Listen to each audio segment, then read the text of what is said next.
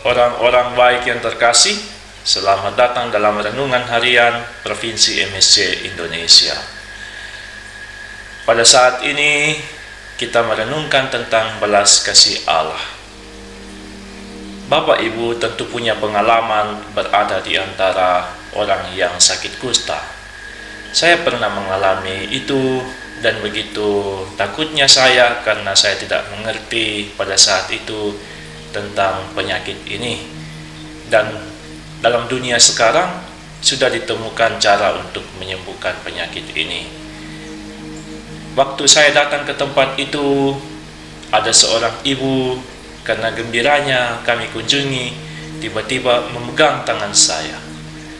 Lalu kami berjalan cukup lama, dan pada saat itu hati saya begitu takut, tapi juga luar biasa percayanya ibu ini kepada saya waktu itu.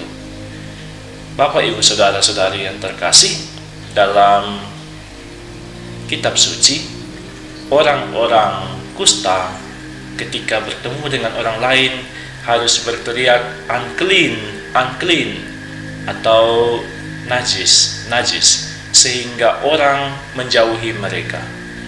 Betapa tidak berdayanya orang kusta. Mereka dianggap sakit, namun juga dianggap berdosa. Bahwa penyakit itu adalah kutukan sehingga mereka tidak bisa memiliki umur yang panjang.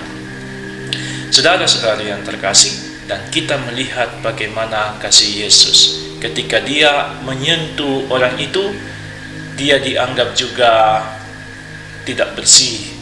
Namun syukurlah bahwa ketika menyentuh orang itu sembuh. Dan lebih hebat lagi ketika mengatakan, aku mau engkau jadilah engkau tahir. Dan kata-kata ini sebenarnya mau mengatakan bahwa belas kasih Allah itu melampaui dari kekurangan kita.